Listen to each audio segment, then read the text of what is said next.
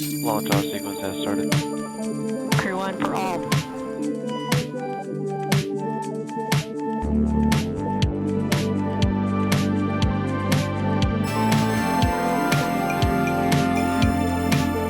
Well, welcome to the Fourth Wall podcast. Brought to you by XpoNorth Digital. The podcast where we get together with creative, thoughtful leaders who share their own experience about life and the world of work through the movies. If they were going to be sent to the moon and only had 3 movies to take with them, what 3 movies would those be? And it's wonderful to be back here with you again, Jessica. And I feel like you and I, when we first met, really bonded over stories and movies, and we're just basically continuing that tradition. It's about stories, right? All about stories. Al Zeitoun, I have to say, is a longtime friend and colleague. He is a leader in really working programs and projects. He's an author of several books in terms of how do you approach project management and program management from the standpoint of excellence. This is one of the days I live for. Why do you laugh when I say things like that? You never change. You never change. You know, from our days of playing with apps on the phone all the way across our life's journey, right? Walking on the beach in Dubai. Always, you put a smile on my face. I was trying to explain, Jessica, in a nutshell, you're a thought leader. You're a provoker of ideas. And I like that. So it puts me in a good spirit. But that's definitely an honor to have longtime friend and colleague Al Zeitoun, let me tell you. Can I ask a question too for those listeners like me who are not really in the business or corporate world? What is a thought leader? Because I know Al is described as one.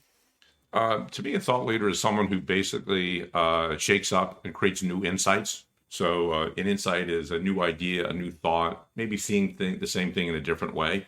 Al's one of those people who make you see what he's talking about in new ways, in new light. Before we send you to the moon, can you tell us a little bit in your own words about who you are and what you do? I'm a global guy who's extremely passionate about learning. So I think when Ed says thought leader, it's really because I'm a learner at heart. And I truly, truly love to learn in so many different ways.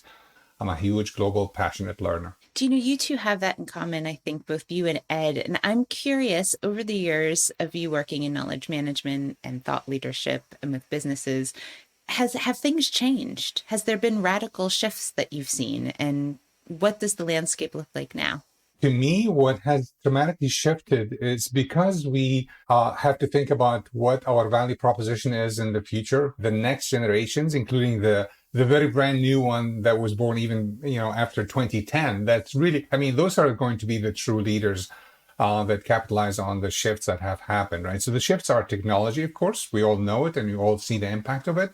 Globalization has been a very different shift because to a great extent of technology, because to a great extent, the kind of resources and planet we live on and the gaps that continue to exist around the, nature and climate and resources and so forth, right? So there have been so many shifts all coming together, in my opinion. But I think the biggest thing, I'm a huge fan of technology, is the access to massive, now not just information, but really themes, trends, articulated opinions that you can build on, that you can enhance the speed by which you make decisions. It's a very different world.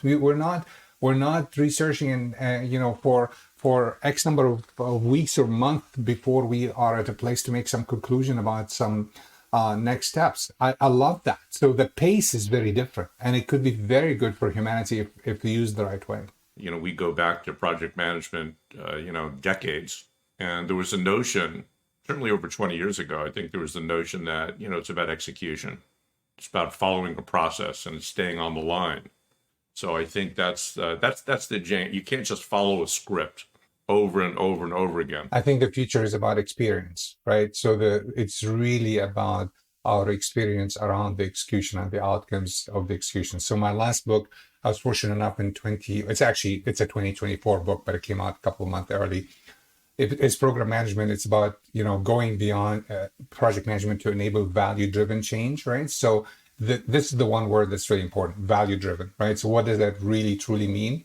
And my next one, I'm hopeful this year, is about the culture and it's about really how the experience, what I call experience-driven culture, right? How do you really create an experience out of the work that's being delivered in organizations and across society, right? Experience not just for customers and partners and users, but the employees, the society, the at large, and so forth, right? What does that really mean in terms of how that affects quality of lives, ways of working, you name it, right? So it's not really focusing so much on initiatives and projects and portfolios, but it builds on that and goes more to the larger culture. I think it's to me, I'm fascinated by culture.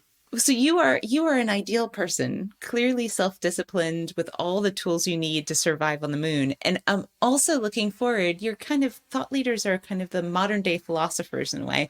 So I'm looking forward to seeing what being on the moon, what kind of perspectives, new perspectives it gives you. So we aren't monsters. We're sending you to the moon, but we're sending you with some company. 3 movies that you get to take with you.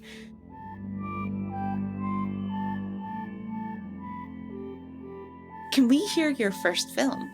I love movies, first of all. If I don't write, Jessica, I mean, what I would do is to truly just watch movies all day long. You're in good company.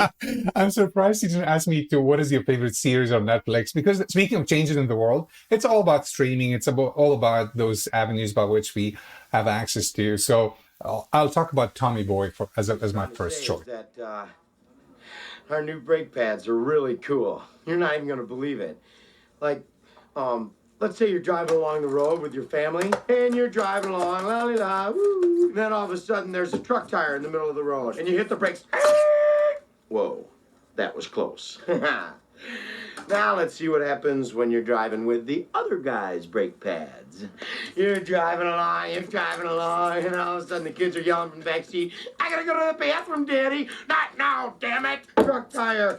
I can't stop. Help! There's a cliff.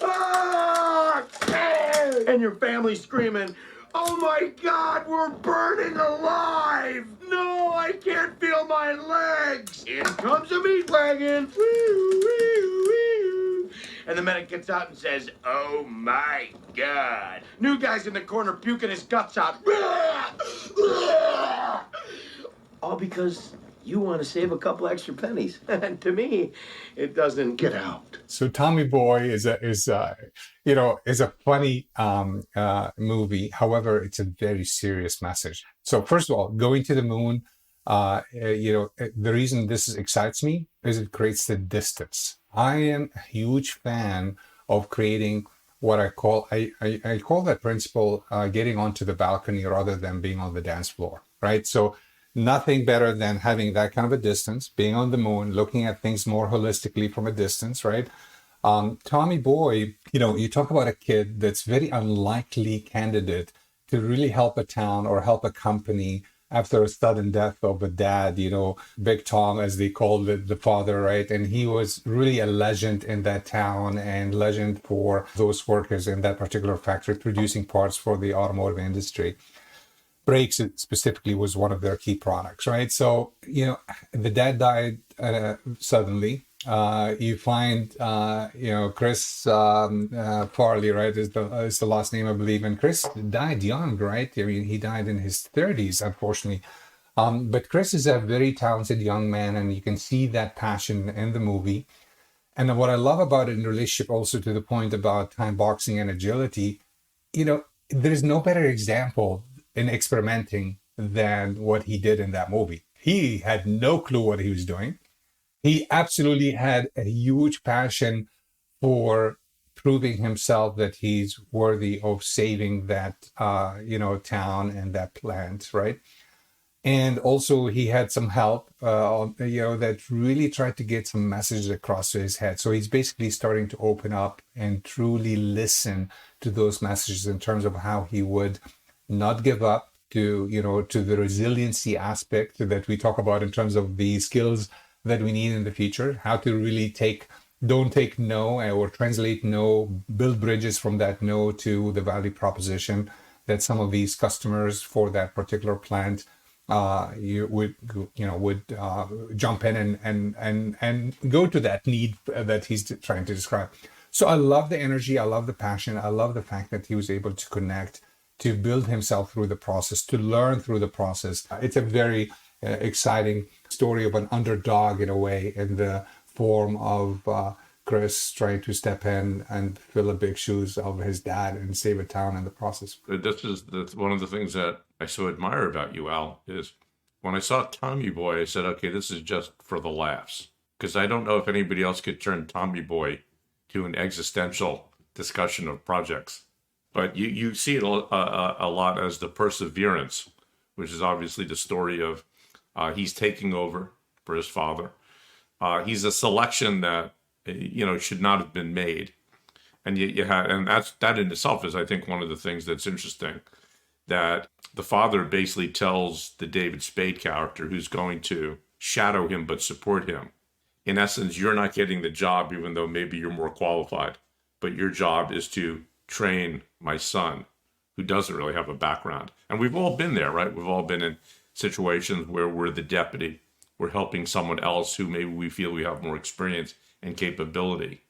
But that sets up an interesting dynamic of how they then work together. I'm glad that you're bringing that angle, because that's exactly what happens also globally, so much more than North America, etc. There are so many, especially developing countries and so forth, where we have somebody in the shadows, right? Yeah. Really driving and really educating and really hand-holding to create those changes. But also what I love about this movie is it's really, back to Jess's question earlier about disrupting trends, it's really questioning the concept of leadership. Leadership does not necessarily have to come from the ladders or the progression that you always thought it needs to be. There's a spark in leadership. There is potential to be tapped, right? And then because you mentioned the words projects, it's really a great model for stakeholder engagement. I mean, really, that's what he did on the road. He nailed the stakeholder engagement piece. And if I would summarize the movie, I would say it's a story of an opportunistic mindset shift, right? He was shifting minds every step along the way, from his board in the company to what he did in the relationships that he's developed with his, co-pilot in a way, all the way to the customers and ultimately to the workers, the employees and so forth. It's really fascinating if you look at the shifts that have taken place. You can tell that the number two guy, David, is wondering, how did I get here, right? We've all been there. But the Farley character stays optimistic. You're dealing with all these things, and this is a project, right? You can always tell a new person to projects, they're surprised when things don't go the way they're supposed to go. But projects never do. There's always issues, there's always problems, there's always things that are happening.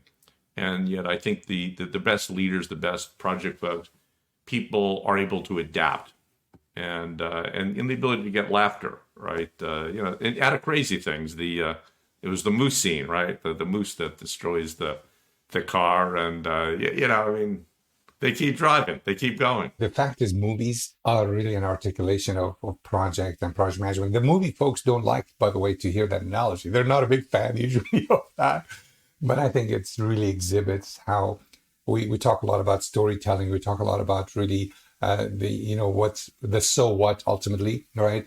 And I think Ed's point is very good about, you can look at a movie and just have a laugh or be following up the tense moments of an extreme heist or whatever the case might be.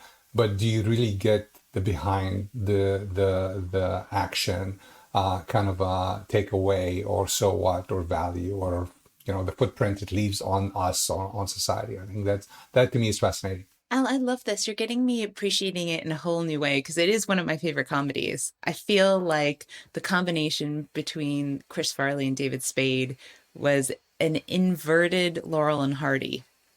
They were like the ultimate team, and there was a heart behind it. Really, ultimately, it's about connecting to people on the human to human level, regardless of what you're selling.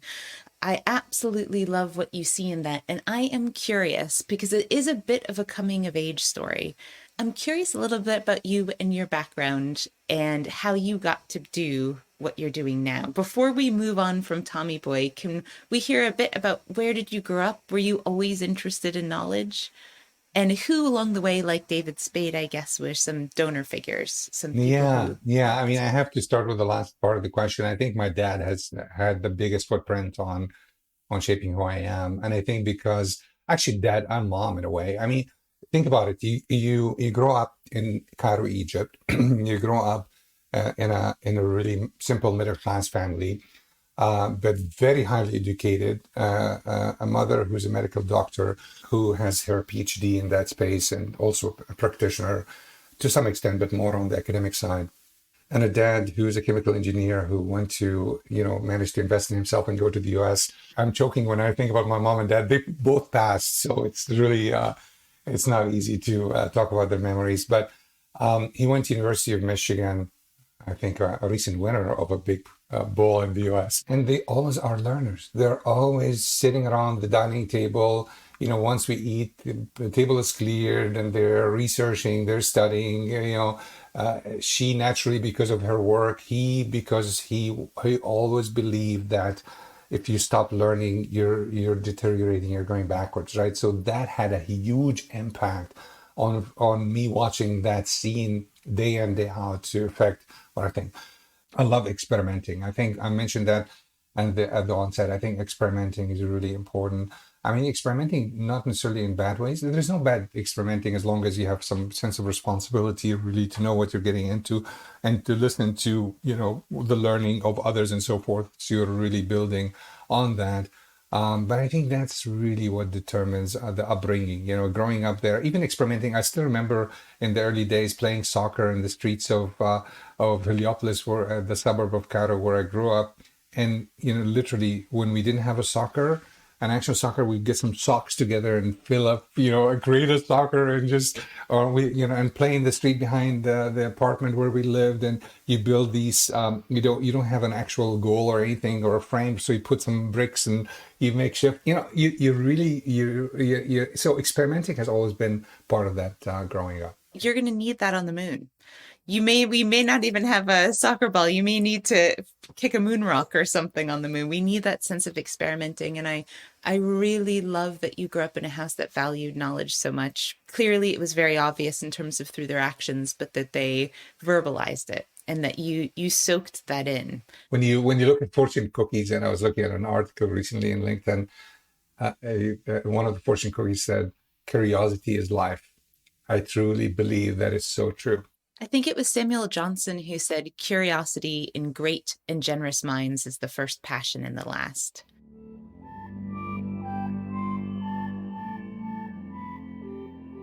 Well, I hate to move on from Tommy Boy because now I want to watch it all over again with your fresh perspective on it. But what would be your second film?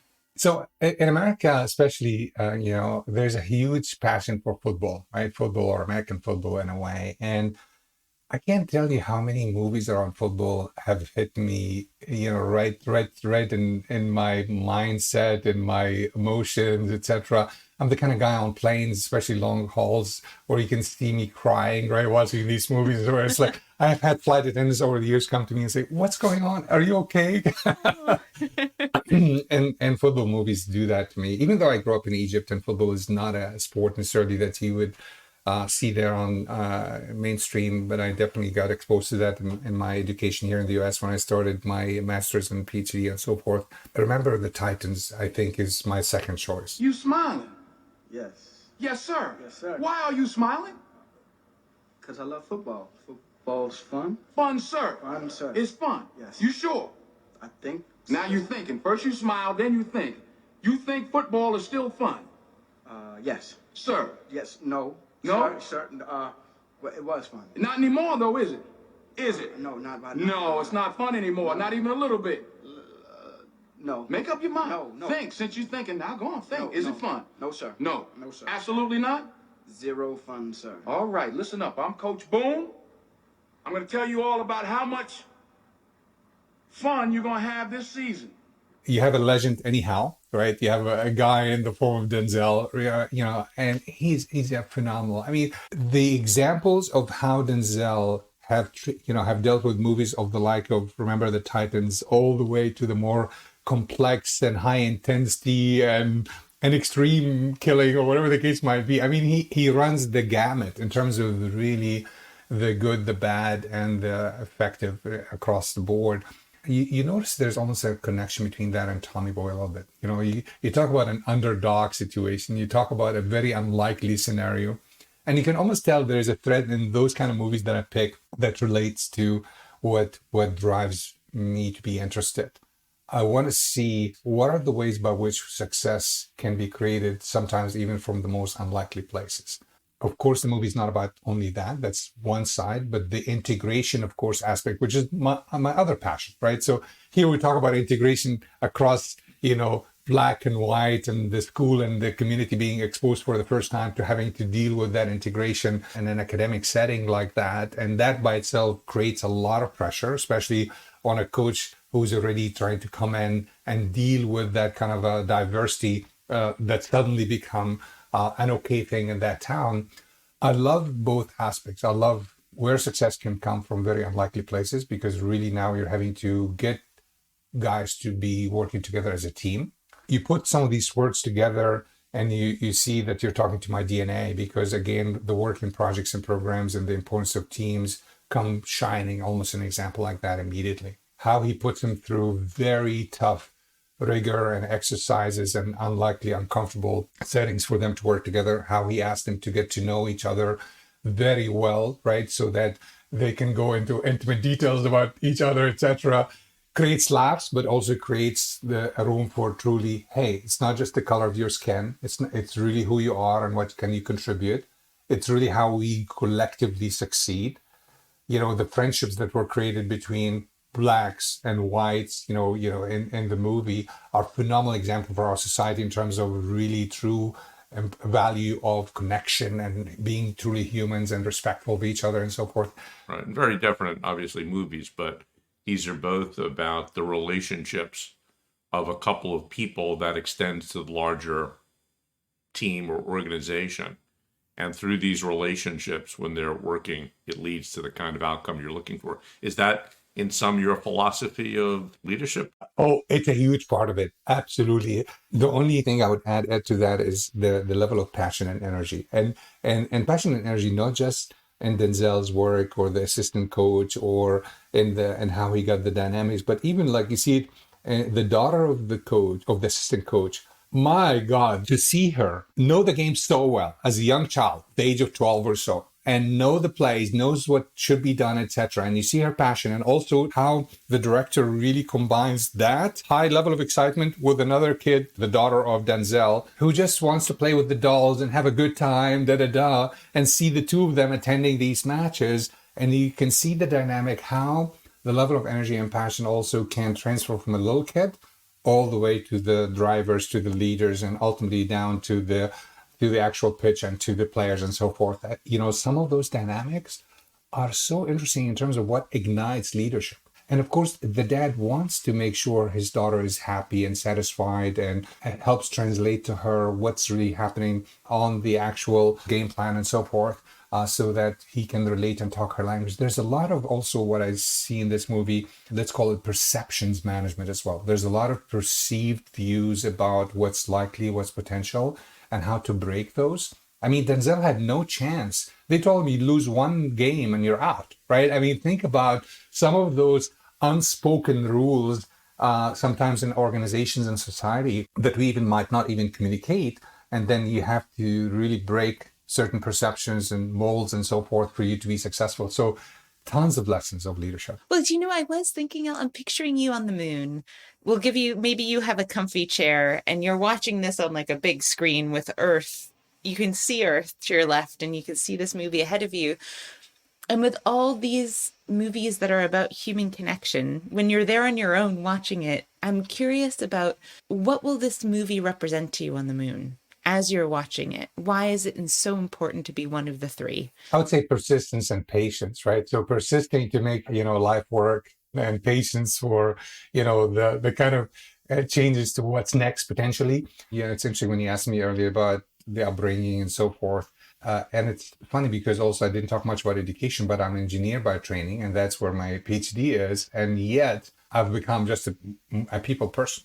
If you follow what my podcast, time is spent on and so forth, you'll see it all along the path of things of that nature, emotional intelligence, the Brene Browns of the world, etc., and so on, right? So I see that, sitting on that chair on the moon, looking at this movie, What will be resonating with me is the willingness to go back and relating to people, hopefully have some company there, and how important that is, not only in igniting what wakes me up in the morning, but also igniting what I think all of us as leaders should be doing is attempting to, create one little change after the other. Yeah. What kind of engineering did you study? Civil engineering. Better than being uncivil. Yeah, exactly. But I used to really build stuff, right? But I stopped doing that years ago. What this left with me is again really some things that engineering leaves with us, like the sense of the importance of how systems work, like how pieces connect. What does that do in terms of understanding holistic picture and how it brings impact on humanity and society and how we live, etc. The thing that I appreciate engineers is they typically understand trade-offs in a way that many don't. The notion that I can build this for you, but based on the amount of money you're giving. You remind me of the fight civil engineers used to have with architects. So even in the university, even in college as we study, architects have no boundaries. Well, scientists, right?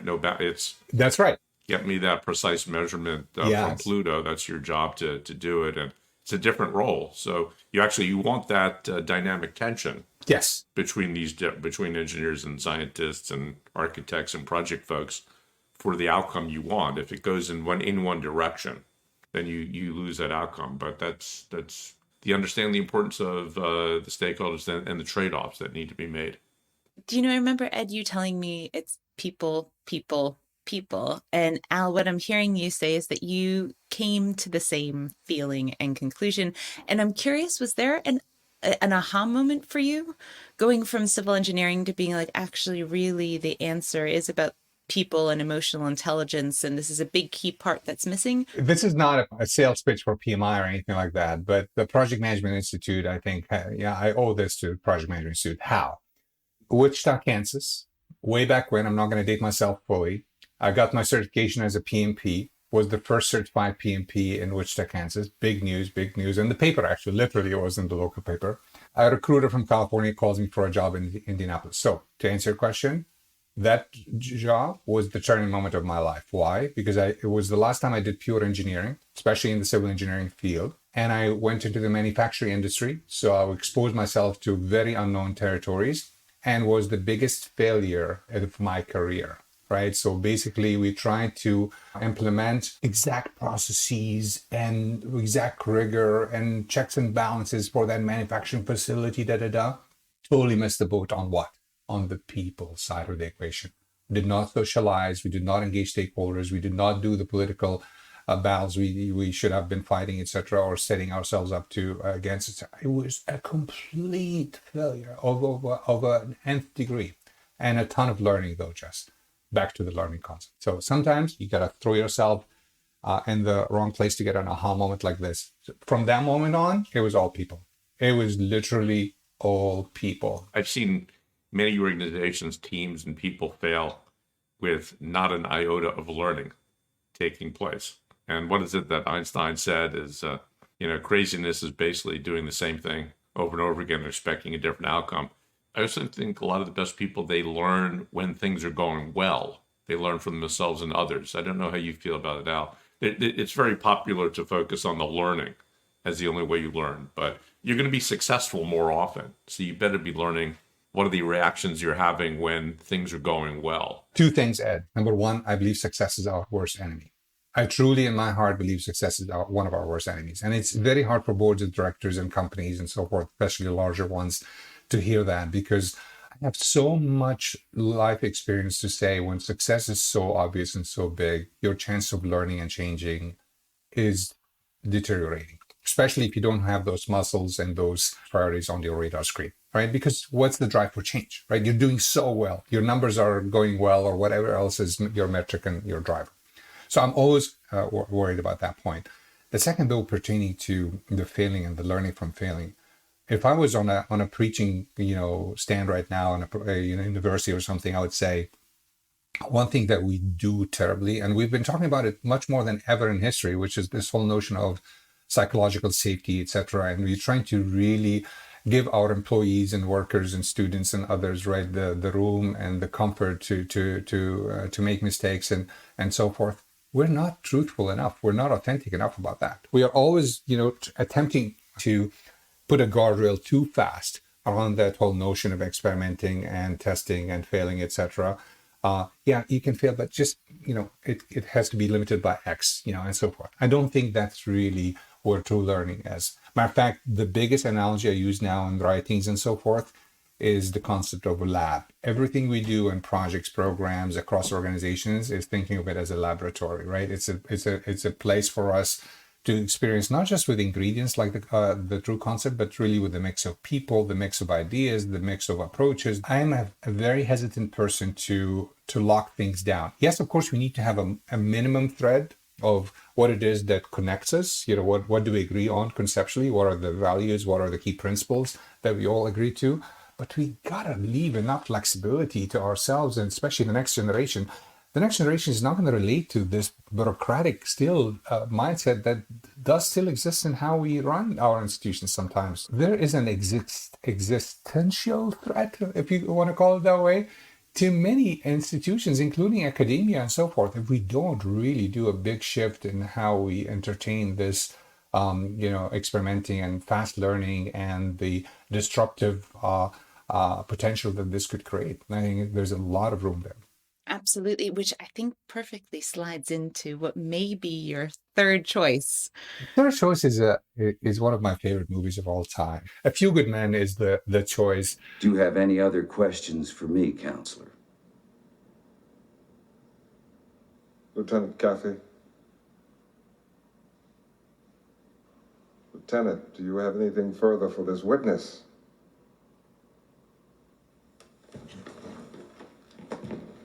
Thanks, Danny. I love Washington. Excuse me. I didn't dismiss you. I beg your pardon? I'm not through with my examination. Sit down. Colonel. What's that? I'd appreciate if he would address me as Colonel or Sir. I believe I've earned it. Defense counsel will address the witness as Colonel or Sir. I don't know what the hell kind of unit you're running here. And the witness will address this court as Judge or Your Honor. I'm quite certain I've earned it. Take your seat, Colonel. God, I mean, talk about Jack Nicholson at his very best. Talk about Tom Cruise, maybe in a relatively early stage of his acting career, but still such a great example of how a guy who is, happy to be a lieutenant and, full of himself in a way and so forth, gets the opportunity to completely reinvent himself, basically, right? I mean, go from a place where he's on for the ride and the journey and the fun of it, to be awoken by Demi Moore, who, he's a little more senior than him, and hey, wakes him up and say, hey, this is serious now, right? This is not your average daily, go to court and just kind of check the box and say, okay, these guys, the setting, of course, the Code Red, I think is what we call it, right? So Code Red in the Army, and has been applied, and somebody died, right? And of course, the ones in question are those two, folks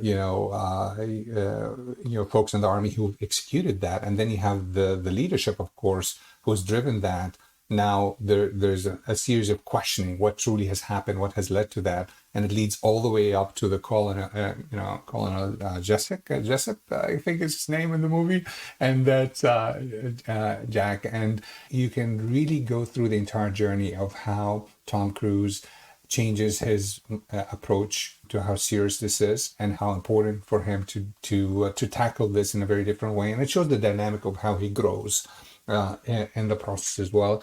But then the ultimate, of course, is when this goes to court and he truly puts Jack on the stand and goes to the extreme almost and pushing a high-ranking officer like that to where, back to your point earlier when you talked about the people side, the emotional intelligence, when Jack loses it, right? And it shows Tom able to really maintain calmness, show a high degree of maturity and ability to still pull threads, investigate further, express the calmness from a leadership standpoint. My God, what a true orchestra almost of really positioning. This really connects a lot to the things that you would teach not to do. First of all, you have this culture that we would call not psychologically safe. Whatever the exact opposite of that, that's what you see going on there. You have the incredible thing where they select the Cruise character to lead when the Demi Moore character has more experience, maturity, and capability. You would hear women rightfully saying, how did that happen and why did that happen? It's basically, Frankenstein versus the Wolfman, Godzilla versus King Kong, David versus Goliath in the Nicholson Cruise, kind of battle lines. The previous two movies were about a positive culture where we overcome in positive relationships. This is a place where the pressure is we don't want to hear you tell the truth, Al. Whose team are you on, Al? I think, Ed, you nailed it. I think that's really what gets me in this movie, right? What gets my buttons and everything else, highlights a concern of mine that we face still in life and society.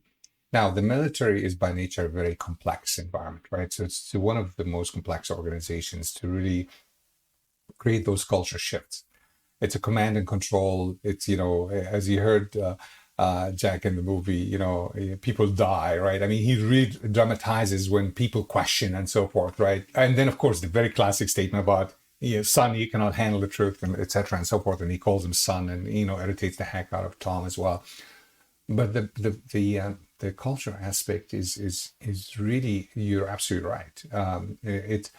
I can't believe, as we record this in 2024, that we still have organizations that have this in their DNA, have this command and control, have the lack of leaving any room for questioning orders and so forth, just because they're orders. Yes, of course. I mean, Ed, with your expertise in NASA and space and so forth, there are some things pertaining to safety and so on that we have to be super careful about. But exactly there, you do need to have the critical discussions and dialogues. You do need to have people question. You do need to have other voices raised. So that's why it really speaks to me, because we gotta shift away from that. Yes, there is a minimal space, right, where some level of control and some level of fixation, let's say, on what has to be done is there. But make it very clear to others, including in a military environment, what are the parameters within which you should really bring certain changes, certain messages, and create a level of transparency, because it is about human life. Just like in a Boeing or any other organization, that ultimately, if there's enough of those open critical discussions taking place, it affects humans' life, right? So I think the more complex, the more open we need to be. The more complex, the more of those critical dialogues, discussions that have to take place. And in Jack Nicholson's mind, there was zero room for that. You cannot question me. I mean, we put these orders in place to protect lives, but also the same orders cause us to lose lives. The characters who I think are really interesting are the defendants, because many of them are basically trying to think about, should they say anything? One of the characters, I forget which, is basically struggling with, I love the Marines. I love this community. And part of our commitment is that we don't air our laundry. It's not to cover it up, but it's in order to do that mission. And what are the lines of what we do together? And when do you have to say to everyone, look at this? There are some inspiring aspects to the movie for sure as well. When you see some of those changes take place, when you see the outcomes are achieved, but also it's very hard to put yourself in the place of the defendants who ultimately, yes, they win but lose, Ed, right? That's a very hard thing to do as well. For in military, honor is everything, right? So it's a very big deal, right? So yes, Tom Cruise wins, but ultimately, the two defendants really are not as credible as they were going into this situation.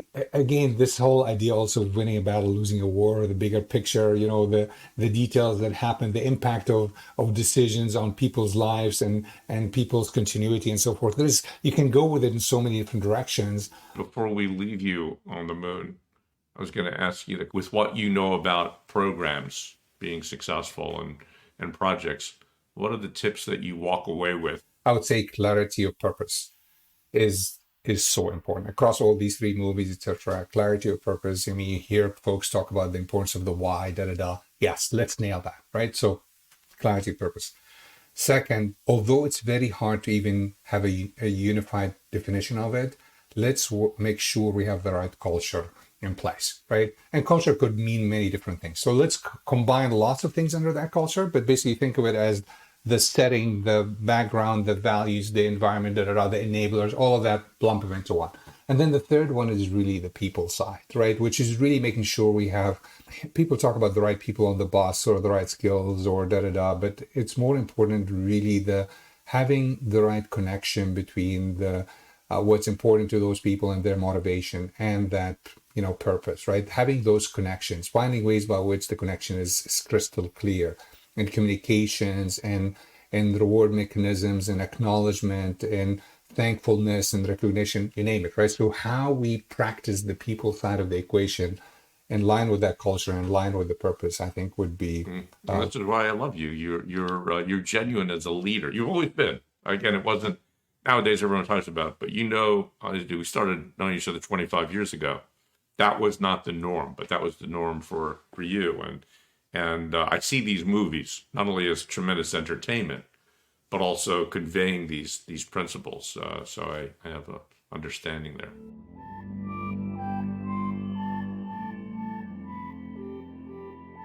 Well, while you're watching these films, you're going to get very hungry. And so on our podcast, we are going to gift you a snack of your choice, but an endless amount of that snack. So you do not go hungry. You also get a book. So it's a snack I try to convince myself all the time that's healthy, right? And it's the brand is called Wonderful. So that already is a good start, right? And I always try to stay away from salt, so at least lightly salted, right?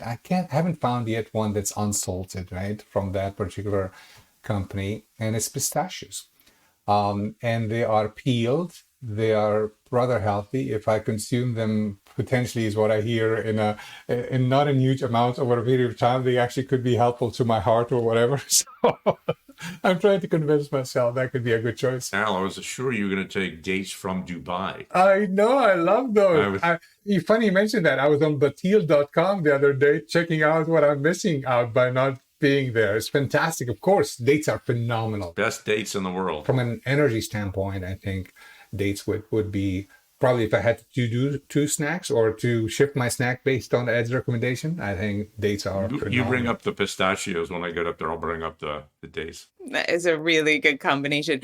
Okay, pistachios are yours, lightly salted, and stacks of them. So what would the book be? If I had to pick one, I have to pick something that's really about people and about back to the nuts and bolts of teams and so forth, right? So I have to go back to a classic by Pat Lencioni. The book would be The 5 Dysfunctions of Teams and How to Overcome Them, right? Sounds very simple, but the reality is you go to the core of the 5 and you start from trust as the foundation all the way to focusing on doing the right things, which really our 3 movies and the discussion we've had almost ticks the box on many of those. That would be my choice. That is wonderful. Well, it's yours. You are a good person to have on the moon. I feel like things are going to start from a very functional place.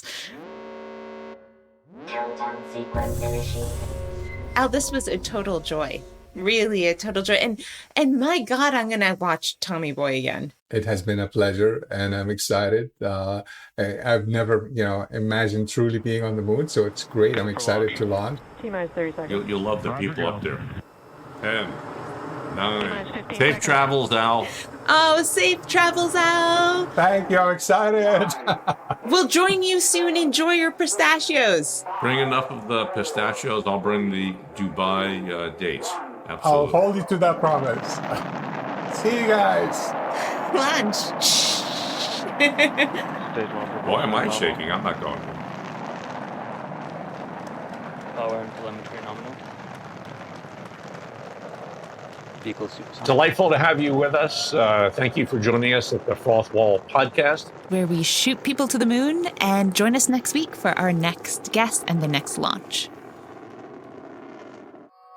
Fourth Wall was presented by Jessica Fox and Ed Hoffman, who were joined by special guest Al Zeitoun. It was produced, edited, and sound designed by me, Ben Please, for XpoNorth Digital.